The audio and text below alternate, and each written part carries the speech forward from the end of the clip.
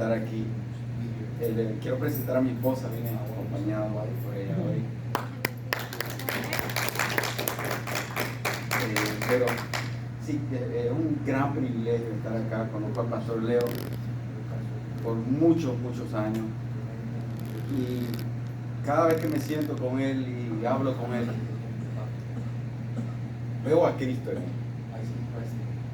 Se lo digo de corazón, veo a Cristo en él y algo en mí, un anhelo en mí que me dice, quisiera ser como él. Quisiera tener esa sonrisa, esa pasión, ese amor. Y se lo digo no porque estoy visitando, se lo digo porque lo siento y tengo a Dios de testigo. Y Él sabe que es verdad. Le doy gracias a la pastora, pastor, por tenerme aquí. Y yo sé que aman a su pastor. Ámenlo aún más. Apóyenlo aún más. Y el Señor va a hacer lo que tenga que hacer. Y debemos confiar en eso. En esta noche quiero traerle una palabra que el Señor me dio hace meses. Y es titulada El camino del fracaso. El camino del fracaso. No es una palabra que quizás motive mucho, ojalá que sí. Pero es la palabra que el Señor me dio. Y creo que es lo que quiere que su pueblo escuche en esta noche. El camino del fracaso. Ahora, ¿por qué la titulo El camino del fracaso? El mundo tiene su definición del fracaso. El mundo dice, si no eres millonario, si no tienes un carro de más de $100,000, si no tienes quizás tu propia empresa, eres un fracasado. Si no tienes quizás una familia, si no viajas a Europa, América, a los lugares más exclusivos, eres un fracasado. Eso es lo que el mundo define como fracaso. Pero el Señor define el fracaso de otra manera.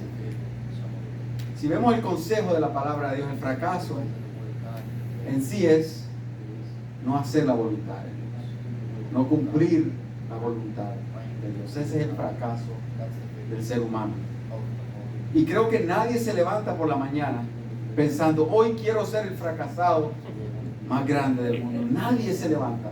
Creo que si nos ponemos a buscar gente, creo que sí podemos encontrar uno que otro que diga eso, porque el mundo es así.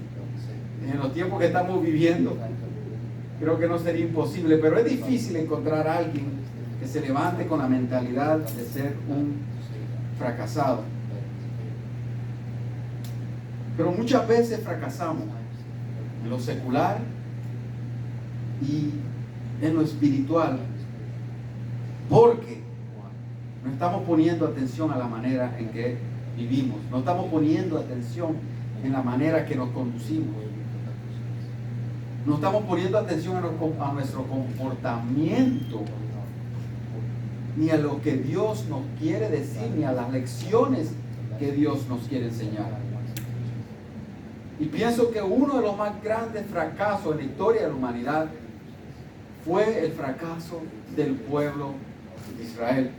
¿Por qué? ¿Por qué digo que el pueblo de Israel fue un fracaso? Y no fue un total fracaso, porque ahí salieron grandes hombres. Salió David, amén. Salió Saulo, Pedro, todos estos hombres grandes. Que no me malinterprete, no fue un total fracaso, pero como nación, colectivamente, creo que sí podemos calificarlo como un fracaso. Y no fue culpa de Dios. ¿Por qué de nuevo digo que fue un fracaso? Creo que Dios puso al pueblo de Israel en una posición muy favorable para que creyeran en Él, para que respondieran con fe, para que respondieran con confianza y agradecimiento. Pero lamentablemente no siempre fue el caso. Israel fue muy inconstante, fue muy vacilante en su relación con Dios. ¿Cuánto dicen? Esa fue la realidad.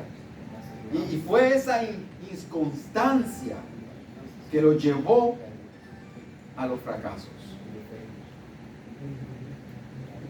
Fue esa vacilación que los llevó a los fracasos. Y esa inconstancia, esa vacilación produjo una cosecha de fracaso que repercute hoy, hasta el día de hoy, en el pueblo de Israel. Entonces, el objetivo de la prédica esta noche es evaluar el camino del fracaso del pueblo de Israel. Evaluarlo. Mire lo que dijo Pablo concerniente a los fracasos del pueblo de Israel. En 1 Corintios 10, versículo 6, dice: mas estas cosas, la historia de Israel, mas estas cosas sucedieron como ejemplos, ¿para quién? Para nosotros, para que no codiciemos cosas malas, como ellos codiciaron, ni seáis idólatras, como alguno de ellos. Y estas cosas les acontecieron como ejemplo y están escritas, ¿para qué? Para amonestarnos a nosotros, a quienes han alcanzado los fines de los siglos. ¿Qué le está diciendo Pablo a los corintios? No tenemos que caer en los mismos errores. No tenemos que fracasar como fracasó Israel. No tenemos que tropezar como pueblo escogido de Dios. Y no es que no vamos a caer, no es que no nos vamos a tropezar de vez en cuando, pero podemos que minimizar esos tropiezos. Podemos minimizar esos fracasos. Entonces, la palabra de Dios está escrita ¿para qué? Para que aprendamos. Y aquí claramente Pablo nos está diciendo eso. Quiero que vayamos al Salmo 106, porque ahí hay una lista exhaustiva de los pasos al fracaso, del camino al fracaso. Y aquí Pablo nos da un vistazo muy rápido de las cosas que hicieron. Pero vamos al Salmo 106, donde la palabra de Dios nos da una evaluación más profunda del problema de Israel. Y vamos a empezar con los versos 1 al 5, porque creo que compagina y engrana con el mensaje que quiero traerles en esta noche. Dice la palabra de Dios, honrando al Padre, al Hijo, al Espíritu Santo.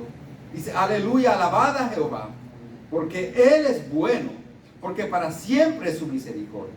¿Quién expresará las poderosas obras de Jehová? ¿Quién contará sus alabanzas? Dichosos los que guardan juicio, los que hacen justicia en todo tiempo. Dice el salmista: acuérdate de mí, oh Jehová, según tu benevolencia para con tu pueblo. Visítame con tu salvación, para que yo vea el bien de tus escogidos, para que me goce en la alegría de tu nación y me gloríe con tu heredad. Podemos pasar toda esta noche desglosando este salmo, pero es interesante que el salmista empieza alabando, y después de alabar exhorta al pueblo y pide a Dios la bendición de ver la mano de Él en su vida. ¿Para qué? Para poder participar, dice, en el gozo de la nación de Israel. David sabía que el éxito estaba en agradecer a Dios. Ahí está el éxito, en agradecer a Dios. Y es importante, hermanos, reconocer y exaltar el carácter benévolo del Padre.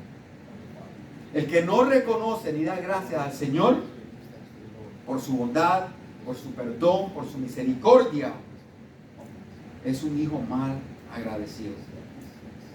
Quizás es un hijo que piensa que merece todo. ¿Y qué pasa? No agradece. No agradece. Cuando no meditamos en las obras de nuestro Padre, ¿cuántos de ustedes, sean honestos y no tienen que levantar su mano, cuántos de ustedes hoy en día han meditado en lo que Dios ha hecho por ustedes a lo largo de su vida, a lo largo de la semana? ¿Cuántos se sentaron a meditar y agradecerle al Señor? Quizás hoy no lo hiciste. Quizás hoy tu mente estuvo preocupada con los problemas de mañana, con los problemas que ni han llegado, que quizás nunca llegan. Y se te olvidó agradecerle a Dios y darle gracias a Dios. Ese es un camino que nos lleva al fracaso. ¿Por qué? ¿Cree que Dios se siente contento? ¿Cree que Dios se siente agradado con su hijo? Cuando está más preocupado por los problemas de mañana que no han llegado. Y no le da gracia porque lo que ya Dios le ha dado, que es mucho.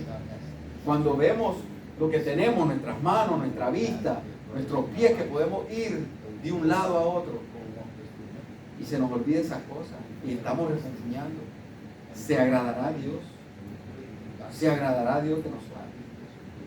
El salmista se acuerda siempre de alabar a Jehová y exalta los atributos. Dice que Él es bueno y para siempre es su misericordia. Y temo que el estado de la iglesia moderna es este: pedimos, pero no somos agradecidos por lo que ya nos ha dado. Muchas veces no abrimos nuestros labios para alabar, se nos hace difícil alabar, cantar. Un predicador una vez dijo, y esto nunca se me olvidó, dijo: si tratáramos a Dios, si tratáramos a nuestros familiares, a nuestras esposas, a nuestros hermanos, a nuestros amigos, de la manera que tratamos a Dios, no tendríamos amigos. Póngase a pensar.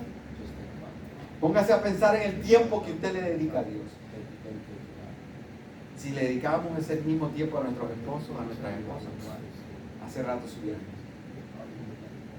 Póngase a pensar las palabras de agradecimiento que salen de su boca hacia Dios.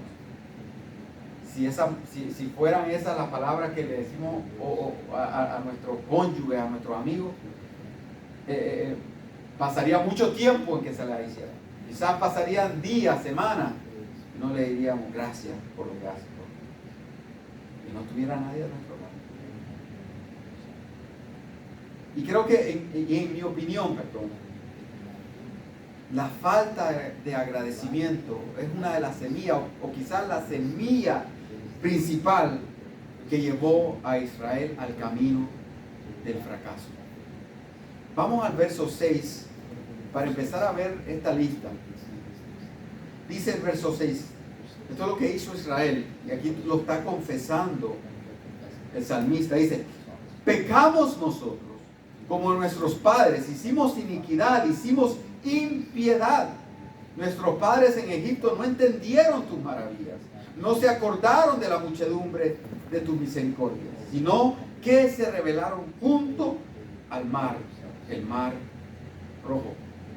El primer fracaso, o el primer paso al fracaso, es el mal ejemplo, hermano, que los padres dejan a sus hijos, o el mal ejemplo que los padres en el tiempo dejaron a sus hijos. Mire lo que el salmista dice. Él hace una confesión de pecado nacional, colectivo, y no da excusa. Dice, pecamos nosotros, dijo el salmista, como nuestros padres. Él no está haciendo excusa, él no está echándole la culpa a su niñez, ni a cómo lo que le sucedió. No, él dice, pecamos nosotros como nuestros padres. El pecado que cometieron los padres, ¿qué sucedió? Se convirtió en los pecados de sus hijos. Ellos hicieron iniquidad y no fueron piadosos. ¿Y qué pasó con sus hijos? Ellos también hicieron iniquidad y no fueron piadosos. No podemos, hermanos, pretender tener hijos e hijas piadosos y misericordiosos si somos padres impiadosos y padres sin misericordia.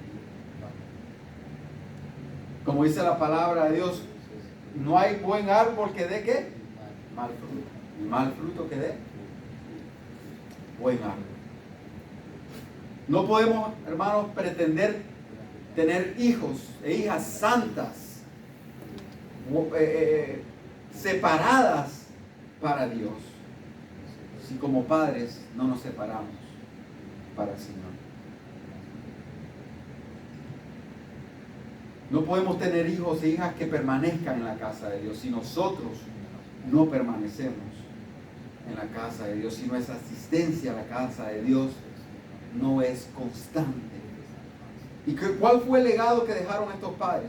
¿Por cuáles fueron las cosas que fueron recordados? Perdón la redundancia. Dice, por la iniquidad y por la impiedad.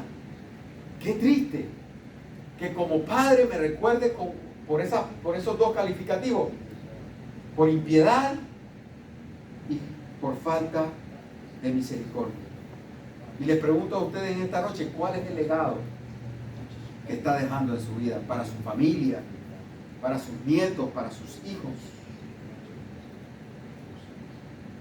Y les animo, si el legado hasta ahora ha sido un legado no muy bueno, todavía hay tiempo. Todavía hay tiempo. Yo conozco personas que han tenido un pasado terrible. Terrible. Pero el Señor un día los tocó. Fueron agradecidos porque los sacó del pozo cenagoso. Agradecieron, alabaron al Señor, como dice David. Y hoy han dejado, hoy están construyendo un nuevo legado. Entonces hoy debemos meditar, hermanos, cuidadosamente en nuestros pasos, en la manera que estamos caminando, y no poner excusas, sino ser sinceros con nosotros mismos y con el Señor sobre todas las personas. Hagamos como el salmista, confesemos nuestro pecado, realicemos los cambios a través de la ayuda del Espíritu Santo. Y démosle permiso al Espíritu Santo trabajar en nosotros. Muchas veces el Espíritu Santo empieza a hacer la obra en nosotros y nosotros le empezamos a abrir esos cuartos oscuros de nuestro corazón, pero cuando ya empieza a meterse muy profundo, cerramos la puerta. Y el Señor se queda tocando, hasta que nosotros le abramos esa puerta. Pero hasta que no le abramos esa puerta, ¿qué va a suceder? Vamos a empezar a fracasar. Y a fracasar, y a fracasar. El segundo paso que Israel dio hacia el fracaso fue no entender el plan de Dios y olvidarse de sus maravillas. Mire lo que dice el verso 7. Nuestros padres en Egipto, dice, no entendieron tus maravillas, no se acordaron de la muchedumbre de tus misericordias, sino que se rebelaron junto al mar, el mar rojo. Cuando hablo de entender el plan de Dios o el plan general de Dios, hablo de que Dios tiene un plan general para el pueblo de Dios y también tiene un plan específico para cada uno de ustedes. Y cuando estamos llevando a cabo el plan específico, estamos llevando a cabo el plan general de la iglesia, colectivamente, como iglesia. Ahora, cuando no entendemos ni sabemos por qué la iglesia fue puesta, cuál es la misión de la iglesia, corremos el riesgo de perder nuestro camino y no cumplir el plan de Dios para nuestra vida. Ahora, si no me interesa el plan general de la iglesia, Dios no tiene por qué revelarnos nuestro plan específico. Hay mucha gente que quiere saber, Señor, ¿qué tienes para mí? Iré a África, iré a Europa a ser misionero, tendré mi propia iglesia, ministraré, sanaré. Muchos queremos hacer esas cosas bellas para el Señor, pero no nos importa el plan general. No nos importa amar al prójimo, no nos importa ayudar en la iglesia, colaborar en la iglesia, dar de nuestros recursos, de nuestro tiempo, de nuestra mente, nuestros talentos.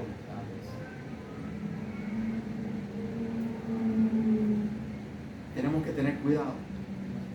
Tenemos que aprender a entender el plan de Dios. Tenemos que saber el plan de Dios. Me pregunto, ¿por qué? ¿Por qué Israel no entendió las maravillas de Dios para ellos?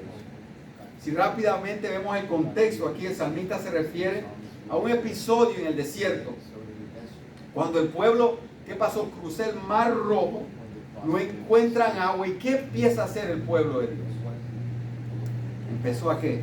a refunfuñar, empiezan a quejarse. Y tomó solamente 3 días para que el pueblo se olvidara del gran milagro que el Señor había hecho en el mar. ¡Wow! 3 días. En Éxodo 15:25 la palabra dice que Dios los probó. Dios los probó. El pueblo de Dios, hermano, no entendía lo que Dios estaba haciendo y hasta cierto punto lo entendemos.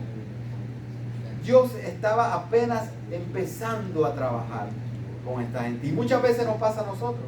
Dios empieza a tratar con nosotros, le empezamos a abrir nuestro corazón al Señor y empieza a tratar con nosotros y no entendemos su lenguaje. Quizás nos empieza a dar sueños, revelaciones y no entendemos el lenguaje de Dios. Pero con el tiempo lo vamos entendiendo. Pero el pueblo de Dios, aparte de no entender, era un pueblo olvidadizo, igual que somos nosotros muchas veces. ¿Qué venía haciendo Dios? Venía tratando con ellos, venía haciendo milagros entre ellos. Y ninguno de ellos pensó, espérate, el Señor está con nosotros. El Señor está peleando con nosotros.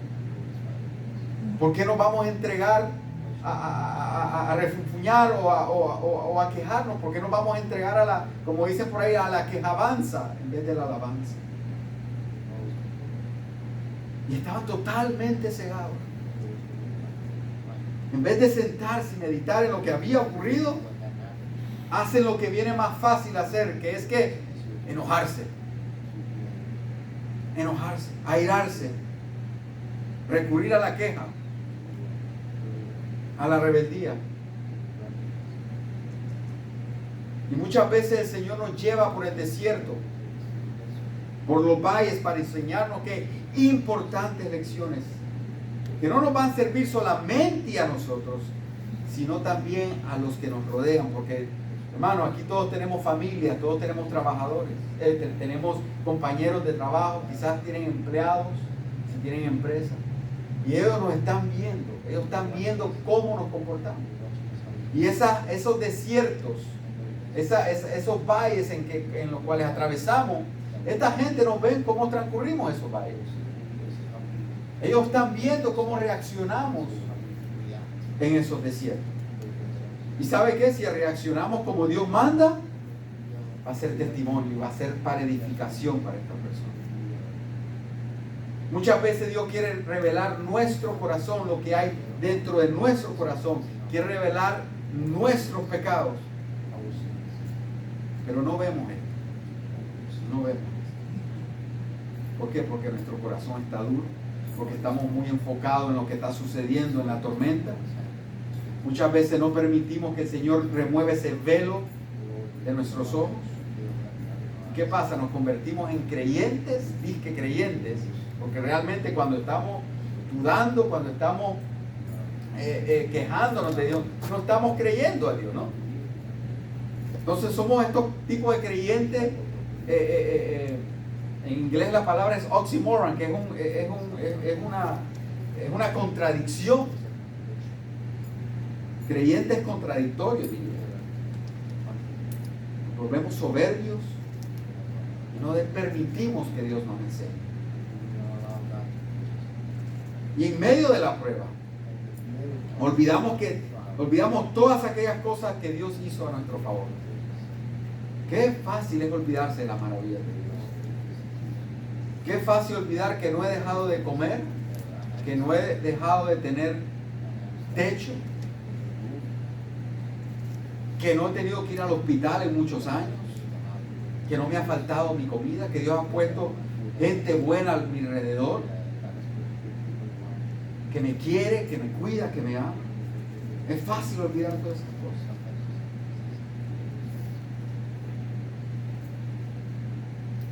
Y de nuevo, recalco, el que no aprecia, el que olvida, el que no agradece, corre el riesgo de fracasar. De fracasar. Como iglesia tenemos que saber que Dios tiene un plan, hermano. ¿Cuántos saben que Dios tiene un plan? Pero muchas veces decimos, Dios tiene un plan. Por decirlo, eso es como dicen por ahí, eso es Christianese. Eso es hablando el lenguaje cristiano. No, Dios sí tiene un plan. Tiene un plan espectacular. Y ese plan muchas veces nos lleva por caminos de sufrimiento. No son caminos fáciles la mayoría de las veces. Pero al final son caminos de bendición. Son caminos de edificación. Caminos que el mundo jamás puede mostrarte. Son sendas que el mundo jamás conocerá. Porque están escogidas para los hijos de Dios. Y uno de los fracasos más grandes que el cristiano pueda tener es llamarse cristiano, venir a la iglesia y andar por el camino errado. Hay millones de personas que se llaman cristianos, que vienen a la iglesia y se sientan con cristianos, con verdaderos cristianos, y van por dos caminos diferentes. ¡Qué fracaso! ¡Qué tristeza! ¿Dan ganas de llorar? Porque vienen a la iglesia, nos saludamos, cantan, pero van por diferentes caminos. Un camino que ellos escogieron, que es errado y que lleva al fracaso, y hay otro camino que lleva a la bendición, a la vida eterna. Pero sí, cuando no entendemos el plan de Dios, cuando no entendemos las maravillas, cuando no nos enfocamos en lo que Dios ha hecho y nos rebelamos contra Dios, fracasamos y vamos por ese camino tan doloroso. El tercer paso que llevó a Israel al fracaso fue que el doble ánimo. El doble ánimo. No había firmeza en lo que ellos creían. No había convicción en lo que habían escuchado de Moisés, en las cosas que el Señor ya les había mostrado. No había convicción. Y una persona sin convicción es una persona sin raíces profundas. Es una persona que cualquier viento, cualquier tempestad lo tumba, lo desanima, lo bota y hasta lo mata, espiritualmente hablando.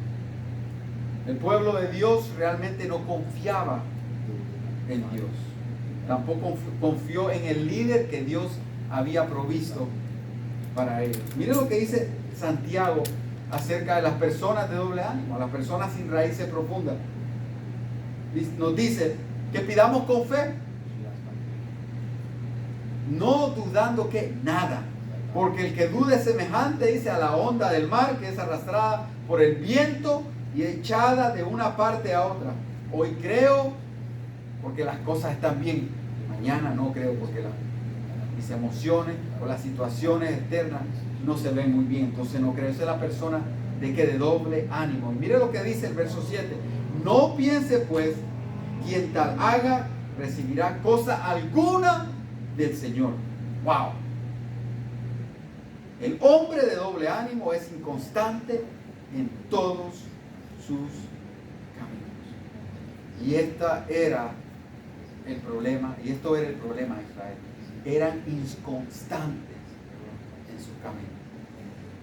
Vacilaba, su fe no tenía raíces. Y muchas veces, hermano, le pedimos a Dios milagros. Le pedimos a Dios que haga cosas grandes.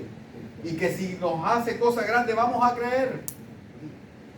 Pero vemos que esa no es realidad. Muchas veces el Señor tiene que pasarnos por valles profundos y quebrantar esa incredulidad, el corazón duro, para que después veamos y creamos. Muchas veces nos tiene que pasar por valles profundos y enseñarnos lecciones que no tenemos que ver cosas grandes para creer. Tenemos que creer porque Él ya lo hizo en el pasado, lo ha hecho a otras personas y también lo puede hacer con nosotros. Pero no tenemos que ver nada para creer. Yo recuerdo que yo crecí en el círculo pentecostal y gracias a Dios por eso. Yo crecí donde se movía el Espíritu de Dios. Y recuerdo que desde pequeño yo sabía que Dios podía hacer cosas grandes. Yo sabía. Y le empecé a pedir al Señor que me mostrara cosas grandes. ¿Sabe qué? Tomó mucho tiempo para que Él mostrara cosas grandes. Tuve que pasar por muchos desiertos y darme muchos cabezazos. Y después, Él me empezó a mostrar cosas grandes y ocultas que yo no sabía, que yo no entendía. Y sabe que hasta el día de hoy recuerdo muchas de esas cosas. Y no las olvido. Y son las gasolinas. Es la gasolina que me ayuda a seguir cuando las cosas están mal. Son los puentes que el Señor ha puesto en mi vida para que yo no tenga que pasar por esos ríos turbulentos. Y me sirven de fundación como. Pero sí, muchas veces olvidamos lo que el Señor hace. Muchas veces dudamos del Señor. ¿Qué hizo el pueblo de Dios? Murmuró. Mire lo que dijo, mire lo que hizo el pueblo de Dios después que Dios pacientemente los librara y les endulzara las aguas. Dice, entonces creyeron a sus palabras, ¿okay? Y cantaron su alabanza. Pero no se alegren, esto duró muy poco. Esta alabanza dura muy poco. Bien pronto, dice el verso 13, olvidaron sus obras. Wow. Muy pronto, dice la palabra. Es que el pueblo incrédulo, el pueblo de doble ánimo, cree hoy y mañana deja de creer. El hombre, la mujer de doble ánimo, alaba hoy cuando las cosas están bien, cuando las cosas están yendo a su favor, pero cuando las cosas empiezan a fallar, cuando tiene que ejercer esa fe, ya no cree y empieza a dudar de Dios. Mire qué dice el verso 13. Entonces creyeron en sus palabras y cantaron su alabanza, y en pronto olvidaron sus obras. De nuevo, vemos el problema de olvidar a Dios. El ser humano tiene la tendencia a olvidar. Y lo vemos en varios ámbitos. Amén. Lo vemos en el ámbito de la política. Vemos que muchas veces hay políticos que caen bajo, los encuentran que han hecho fraude, que han defalcado al Estado y se desaparecen por un tiempo. Y vuelven a relucir 10 años después y son reelegidos. ¿Por qué? Porque la gente olvida. Porque la gente olvida. Y de esa misma manera olvidamos las cosas buenas que Dios ha hecho en nuestra vida. Y olvidar, les digo de nuevo, es una tendencia humana. Y está arraigada en la falta de agradecimiento. Y de nuevo, esto nos lleva ¿a qué?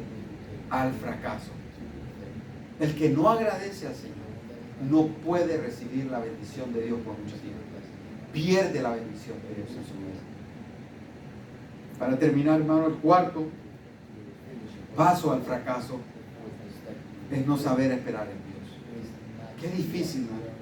Qué difícil se nos hace esperar en Dios. Dice, verso 12, entonces creyeron a sus palabras, cantaron su alabanza. Bien pronto olvidaron sus obras, no esperaron su consejo. No esperaron su consejo. Otra vez, ¿por qué no esperamos el consejo de Dios? Muchas veces no esperamos el consejo de Dios porque pensamos que nuestro consejo es mayor que el de Dios. Pensamos que nuestra sabiduría es más alta que la de Dios. Y la palabra de Dios que sus caminos no son como nuestros caminos y que sus pensamientos son más altos que nuestros pensamientos. Ahora, ¿por qué no estamos actuando sabiamente cuando no esperamos el consejo de Dios? No esperar el consejo de Dios es necedad. ¿Por qué? Porque nuestra visión es limitada.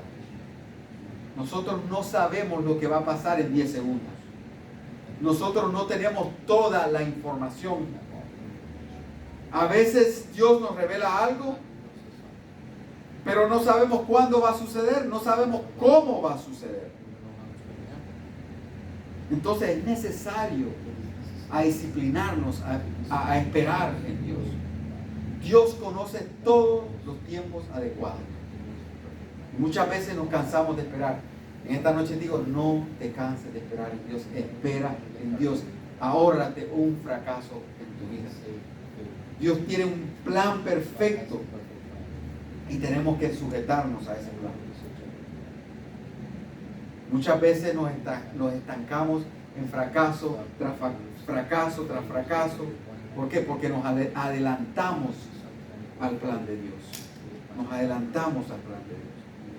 Los judíos tenían una promesa ¿de qué? De adquirir, de obtener la tierra prometida. Y ellos querían conquistarla rápido. ¿Pero qué? No fue así. El Señor tenía un plan. El Señor tenía que mostrarle quién era Él, cómo debían relacionarse con Él. Tenían que aprender a escucharlo, tenían que disciplinarse a obedecerlo, y eso no iba a tomar 3 días. A ellos les tomó 40 años. ¿Sabe qué? No tenía que tomar 40 años. Fue por su rebeldía, fue por su falta de agradecimiento, por su incredulidad. Muchas veces alargamos los tiempos de Dios. Pero es nuestra culpa, no es la culpa de Dios. Entonces el consejo de esta noche es: espera en Dios y aprende a escuchar a Dios. Aprende a relacionarte con Dios. Entiende que Dios tiene un plan perfecto. Entiende que tu sabiduría es limitada. Y esto que implica que tenemos que humillarnos, inclinar nuestro oído a Dios. Cuando inclinamos nuestro oído, ¿qué estamos haciendo? Nos estamos bajando la cabeza. Es señal, el símbolo de inclinación. Estamos escuchando lo que Dios tiene que decir a nuestra vida. No esperar en Dios también equivale a no confiar en Dios. El que no espera en Dios realmente no confía en Dios. Hebreos 11:6 dice: pero sin fe es imposible agradar a Dios, porque es necesario que Él crezca, que el que se acerca a Dios crea que le hay y que es galardonador de los que le buscan. No debemos esperar que Dios se mueva a favor de nuestra vida. No debemos esperar que Dios nos haga milagro y que nos respalde si no confiamos en su palabra. El que no agrada a Dios no puede esperar ver maravillas de Dios, ni mucho menos entenderlas. Y en el camino del fracaso, otro componente muy fundamental es no saber esperar en Dios, adelantarnos al plan perfecto de Dios. Es difícil confiar en Dios, es difícil esperar en Dios, sí es difícil, pero podemos disciplinarnos a esperar. Y todos entendemos esto. El que ha sido padre enseña a su hijo o disciplina a su hijo a esperar. Me acuerdo cuando yo quería comer algo dulce, ¿no? Tienes que comer primero. Tienes que comerte la cena, después comer algo dulce. Y así Dios nos disciplina. Antes que disfrute de las bendiciones mías, tienes que aprender a confiar en mí. Tienes que aprender a esperar en mí. Cuando no sabemos esperar, que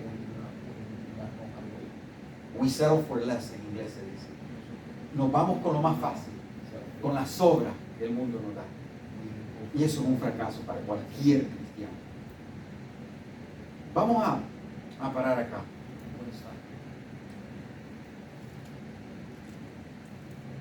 En esta noche hemos visto algunas claves para el fracaso.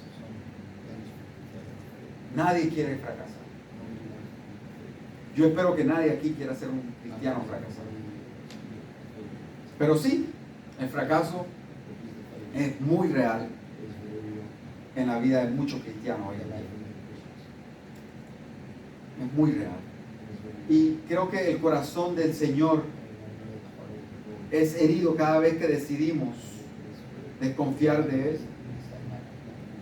Cada vez que nos quejamos, cada vez que decidimos coger nuestro propio consejo en vez del consejo de Dios. Recordemos lo que Dios ha hecho en nuestra vida. Recordemos que nos sacó de Egipto. Y en vez de quejarnos, alabemos. Alabemos. Alabemos. No tratemos de entender todo. No vamos a entender todo lo que Dios está haciendo. Entendamos el plan general de Dios. Seamos fieles en eso y el Señor nos va a ir dando pautas y nos va a ir guiando por esa senda de justicia. Y ahí vamos a ver el éxito en el camino de Dios. Vamos a orar. Padre Santo, Padre bueno, en esta noche, Padre Santo, estamos aquí, Padre Santo, para darte gracias, Señor, por tu palabra, Padre Santo. La palabra bella que tú has dejado para que no tengamos que pasar por fracaso, para que no tengamos que sufrir innecesariamente, Señor. Te pido, Señor, que trates con cada uno de nosotros aquí, Señor. Te pido, Señor, que si hay soberbia en mí, si hay soberbia en cualquiera de mis hermanos en esta noche, que tú la arranques de raíz, Padre Santo, Señor. Tu palabra muchas veces es fuerte, tu palabra muchas veces nos confronta con verdades muy incómodas, Padre Santo. Pero estas palabras, Señor, nos llevan al éxito y nos quitan de ese camino del fracaso, Padre Santo. Úngenos, Padre Santo, con aceite fresco en esta noche y llévanos por el camino, por la senda de verdad, por la senda recta, por la cual caminó Cristo Jesús. Gracias por este camino, Padre Santo, en el nombre poderoso de Jesús. Amén y amén.